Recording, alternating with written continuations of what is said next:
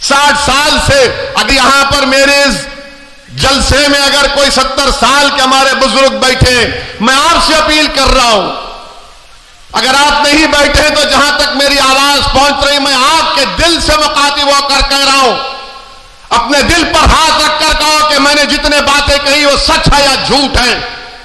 कब तक आप इन लोगों के दिल फरेब बातों में आकर ये सियासी सेकुलरिज्म के नाम पर वोट देते रहेंगे? क्या हासिल हुआ मुसलमानों को? क्या तुमको मालूम उत्तर प्रदेश के मुसलमानों, तुम्हारी गरीबी का आपको मालूम आपकी गरीबी क्या है? उत्तर प्रदेश में 2% भी मुसलमान ऐसे नहीं है जिनके पास 2 एकड़ से ज्यादा जमीन हो। 2% भी नहीं है। 1.70, खाली 1.70% मुसलमानों के पास 2 एकड़ जमीन है। आपके पास तो वो भी नहीं, मगर आपके दिमाग में डाल दिया गया ये पॉलिटिकल सेकुलरिज्म को वोट डालो। क्या आपको मालूम उत्तर प्रदेश के मां बाप, मुस्लिम मां बाप से कह रहा हूं कि 71% मुसलमान बच्चे या तो अनपढ़ हैं या फिर सिर्फ प्राइमरी जमात तक पढ़े हैं। कौन जिम्मेदार है? मैं जिम्मेदार हूं उसका। मैंने जाकर कहा था कि स्कूल मत खोलो, मैंने जाकर कहा था कि जमीन मत बांटो। बताओ इसका हिसाब कैसा लिया जाएगा? किससे जवाब हासिल करेंगे? उत्तर प्रदेश की जेलों में 28% मुसलमान अंडर ट्रायल हैं। शौकत ने सही कहा, स्कूल खोलने की जगह थाना खुल जाता है, अस्पताल की जगह शराब खाना खुल जाता है। क्यों खुलता है? क्योंकि आपकी सियासी अहमियत नहीं रही। इनको मालूम कि मुसलमान को सिर्फ जज्बात में ला लो। मैं आपको यकीनन जज्बात में लाने के लिए कह रहा हूं, मगर जज्बात का इस्तेमाल ठोस काम के लिए होना चाहिए।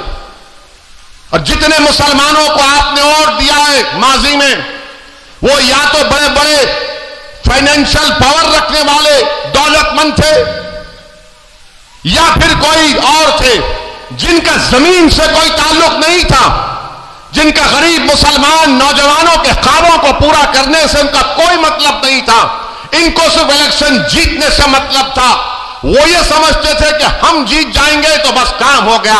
मैं ये कह रहा हूं कि मैं मिटने तैयार हूं, मगर तुमको जीतना है इंशाअल्लाह ताला। अब आपको नक़ीब मिल्लत जनाब बैरिस्टर असदुद्दीन ओवैसी साहब को सुनना है। मैं बड़े अदब और एहतराम के साथ अपने कायद नक़ीब मिल्लत जनाब बैरिस्टर असदुद्दीन ओवैसी साहब से कहूंगा कि आप खिताब फरमाएं।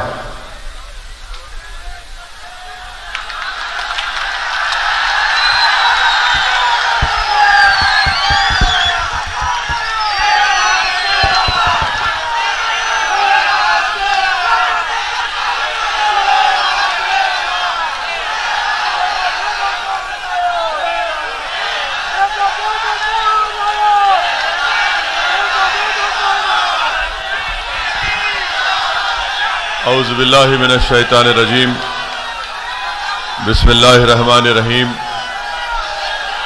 अस्सलामु अलैकुम व रहमतुल्लाहि व बरकातुहू। जनाब मोहतरम शौकत अली साहब, सदर उत्तर प्रदेश मजलिस इत्तेहादुल मुस्लिमीन, मोहतरम जनाब कलीम हफीज साहब, दिल्ली के मजलिस इत्तेहादुल मुस्लिमीन के सदर, मोहतरम जनाब वारिस पठान साहब, साबिक़ा रुकनी असम्बली मुंबई, मेरे भाई जनाब पवन राव अम्बेडकर साहब, फरहान जुबैरी साहब, मेहताब चौहान साहब, मोहतरम इमरान बॉबी साहब, गुलाम साबिर साहब और एन अंसारी साहब जो ज़िला सदर हैं, शाहीन रज़ा साहब, आसिफ शेख साहब, गुलफाम सैयद साहब, इमरान अजहरी साहब, इस्लाम कुरैशी साहब, मोहसिन कुरैशी साहब, तौफीक प्रधान साहब, शुजा नकवी साहब, जनाब समीर जमाली साहब, मुनीर अहमद साहब, मेजर रहमान साहब, जनाब रिजवान खां साहब, बुजुर्गों, कौम और मिल्लत के गयूर नौजवानों, मैं आप तमाम का बेहद शुक्रिया अदा करता हूं कि आपने अपना कीमती वक्त निकालकर आज के मजलिस इत्तेहादुल मुस्लिमीन के इस जलसे में शिरकत की। अभी आपने मोहतरम जनाब शौकत साहब को उनकी बसीरत अफरोज खिताब को सुना। उससे पहले जनाब कलीम हफीज साहब और वारिस पठान साहब ने भी आपके दरमियान में आकर अपनी बात को रखा। मेरे अजीज दोस्तों और बुजुर्गों, मैं आपके सामने सिर्फ यही गुजारिश करने आया हूं कि भारत के संविधान के तहत हम तमाम को इस बात की इजाजत दी गई है कि हम अपने पसंद के उम्मीदवार को वोट भी डालें और भारत के संविधान और भारत की लोकशाही और जमहूरियत को मजबूत करने के लिए हमको इस बात की इजाजत दी गई है कि हम अपनी एक पसंद की सियासी क़यादत को भी बनाएं, हम अपने एक पसंद के नेता को बनाएं। और जब आपकी सियासी क़यादत और नेता बनेगा तभी जाकर आप बाबा साहिब अम्बेडकर ने जो संविधान में जिस बात का जिक्र किया, आप संविधान के प्रेअम्बल में, जिसमें लिबर्टी, आजादी, इक्वालिटी, मसावात, जस्टिस, इंसाफ, फ्रेटर्निटी, भाईचारगी, ये चारों चीजें भारत में अगर अक़लियतों को हासिल करना है, जिसको हिंदी में अल्पसंख्यक कहते हैं, तो उन माइनॉरिटीज को, अक़लियतों को ये बात आज समझने की जरूरत है कि जब तक आप सियासी तौर पर मुतहरिक नहीं होंगे, जब तक आप अपनी एक सियासी अहमियत को और अपने वोट की अहमियत को अगर आपको बरकरार रखना है, क्योंकि आज उत्तर प्रदेश हो या भारत के बहुत से प्रदेश या रियासतें हों, वहां पर भारत की सबसे बड़ी अक़लियत मुसलमान है, उसके बाद हमारे ईसाई भाई हैं, सिख भाई हैं, जैन भाई हैं। इनके वोट की कोई अहमियत नहीं रही। आज मैं बिल्कुल खुलकर आपसे कह रहा हूं, क्योंकि मैं अल्फाज चाप कर बोलना मेरी फितरत में नहीं है। मैं खरी खरी और सच्चाई को बयान करना ये मेरा मकसद रहा है, और इसीलिए जब मैं इन तल्ख और सच्चाई भरे जुमलों को अदा करता हूं तो बहुत से लोगों को पेट में दर्द शुरू हो जाता है। मगर सच्चाई यह है, आज उत्तर प्रदेश में मुसलमानों के वोट की कोई अहमियत नहीं है, आपके कोई वोट की अहमियत नहीं है। क्यों नहीं है? इसलिए कि बीजेपी को आपके वोट की जरूरत नहीं है, बीजेपी को आपके वोट की जरूरत नहीं है। आप पूछेंगे तुम कैसे बता रहे हो, तो आप देख लीजिए भारत की पार्लियामेंट में, संसद में 300 से ज्यादा बीजेपी के अराकीन पार्लिमान हैं, एक भी मुसलमान नहीं है। उत्तर प्रदेश में इनके 300 एमएलए हैं, एक भी मुसलमान नहीं है। अब दूसरी जानिब आप आइए, समाजवादी पार्टी है, कांग्रेस पार्टी है, बीएसपी है, इनको यह लगता है कि मियां हमको छोड़ के कहां जाएगा। इनको यह लगता है कि ये मियां हमको छोड़ के कहां जाएगा, हम ही तो इसके चौधरी हैं और हम ही तो इसको बचाते हैं, ये हमको छोड़ के कहां जाएगा। तो हुआ क्या कि आप दोनों तरफ से पीछे जा रहे हैं। समाजवादी से पूछिए, कांग्रेस से पूछिए, बीएसपी से पूछिए, वो बोलेगा अरे तुम ठहरो, बाजू ठहरो, फिक्र मत करो। अगर आप बोलेंगे ये मेरा मसाइल है, ये मेरी तकलीफ है, ये मेरे मुझसे नाइंसाफी हो रही है, आप आवाज उठाओ, तो ये पार्टी कहेगी अगर हम तुम्हारे बारे में बोलेंगे तो हमको हिंदू वोट नहीं मिलेगा, इसीलिए आप खामोश बैठ जाओ। ये इनके अल्फाज हैं। अगर इस पार्टी में कोई इनका नेता मंच पर चढ़ जाता है और मंच पर सामने आकर बैठना चाहता है तो उससे कहा जाता तुम सामने नहीं बैठना, क्योंकि तुम 19% हो, जो 5% है सामने बैठेगा, जो 19% है पीछे बैठेगा। यह हकीकत है, इससे कोई इनकार नहीं कर सकता। तो अब ऐसे माहौल में जहां पर आपकी कोई सियासी अहमियत अब बरकरार नहीं रही, और अगर कोई कह रहा है कि उत्तर प्रदेश में मुसलमान अक़लियत की एक सियासी अहमियत बरकरार है, तो मैं उनके सामने बैठकर बातचीत करने के लिए तैयार हूं, मगर याद रखो 6-7 मिनट के अंदर तुम तकलीफ में आ जाओगे। मैं इतने जुमले और इतनी बातें दलाइल पेश कर दूंगा कि तुम नहीं बैठ सकोगे। अगर कोई कहेगा कि नहीं सेकुलरिज्म को जिंदा रखना है, मैं कहूंगा सेकुलरिज्म जिंदा ही नहीं है। अभी सेकुलरिज्म जिंदा नहीं है, संविधान का सेकुलरिज्म जिंदा है और जिंदा रहेगा हमेशा। मगर सियासी सेकुलरिज्म को तो इन्होंने मुसलमानों के साथ दफनाकर उसकी खबर बना दी, मुसलमानों के साथ उसको दफना दिया। अब ये एक आकर कहते हैं कि नहीं नहीं बाबा जिंदा रखो, अभी दफनाया नहीं है, जनाजा है, तुम अपने कंधे पर उठाकर चलो इसको। ये सेकुलरिज्म का जनाजा अब हम नहीं उठाएंगे। ये सेकुलरिज्म को, अगर सियासी सेकुलरिज्म की तुम बात कर रहे हो तो हमको इसकी जरूरत नहीं है। हमको वो सेकुलरिज्म की जरूरत है जहां पर हर मजहब के लोग इत्मीनान और इज्जत के साथ अपनी जिंदगी गुजार सकें, जिसका संविधान ने वादा किया है। संविधान के फंडामेंटल राइट को आप पढ़ेंगे तो उसी में लिखा गया। मगर ये एक तरफ सियासी पार्टियां हैं, चाहे समाजवादी हो, कांग्रेस हो या बीएसपी हो, और दूसरी तरफ तो बीजेपी है। इनके पास, अरे भाई इतना लंबा हो और तुम कितना लंबा होगे, बैठ।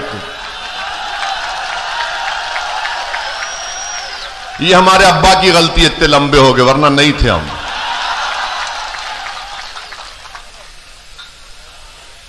तो मैं आपको बता रहा था कि ये सेकुलरिज्म के नाम पर आपके पास आते हैं। अच्छा, अब समाजवादी पार्टी क्या कर रही है?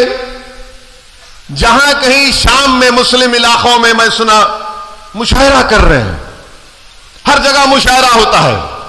शायर आकर कलाम पढ़ता है, गंगा जमनी तहजीब, सेकुलरिज्म जिंदाबाद। अब बेचारा मुसलमान, अरे देखो कितना अच्छा बोला।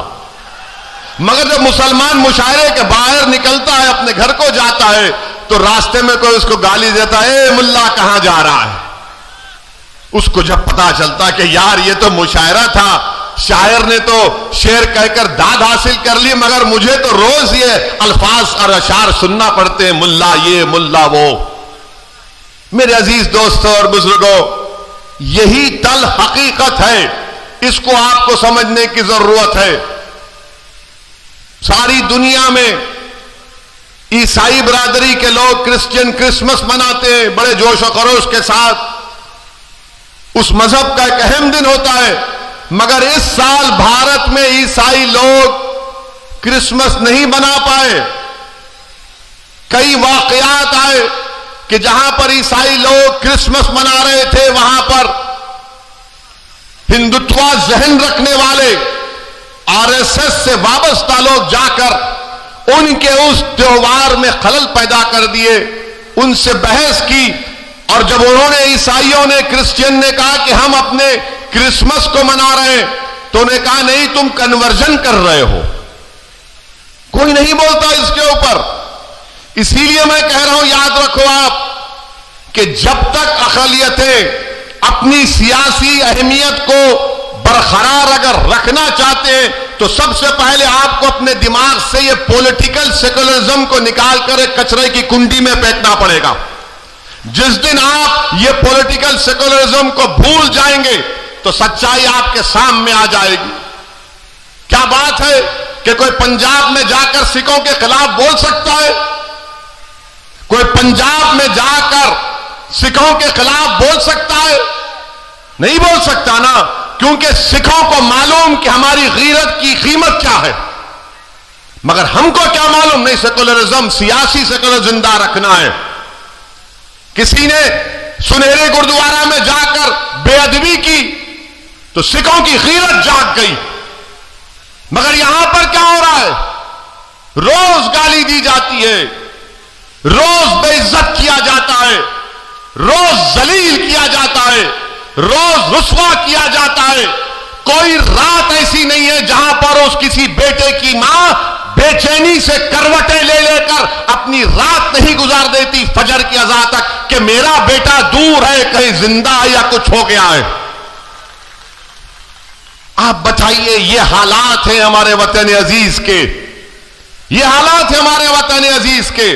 मैं आपसे शिकायत करने आया हूं, मैं आपसे इल्तिजा करने आया हूं, मैं आपसे अपील करने आया हूं, मैं आपको नेता बनाने आया हूं, मैं आपको कायद बनाने आया हूं। मैं उत्तर प्रदेश में मुसलमानों की लीडरशिप और हिस्सेदारी की लड़ाई लड़ने आया हूं। मैं अपने लिए उत्तर प्रदेश को नहीं आया हूं।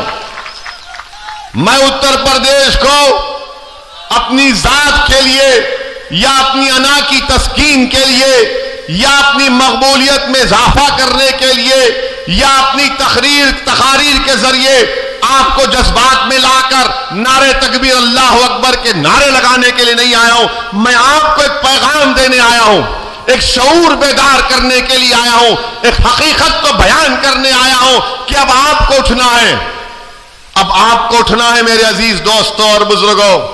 कब तक आप बीजेपी के डर से, कब तक आप सियासी सेकुलरिज्म के इस झूठे वादे के ऊपर आप इन पार्टियों को वोट देते रहेंगे? आज आपको उत्तर प्रदेश में अपनी हिस्सेदारी की लड़ाई लड़ना है, आपको अपने हिस्से को हासिल करना है। अगर आप ऐसे ही इनके इस्तेसाल का शिकार हो जाएंगे, जिसको अंग्रेजी में कहते हैं पॉलिटिकल एक्सप्लॉयटेशन किया जाता है, तो बताइए क्या हासिल होगा फिर?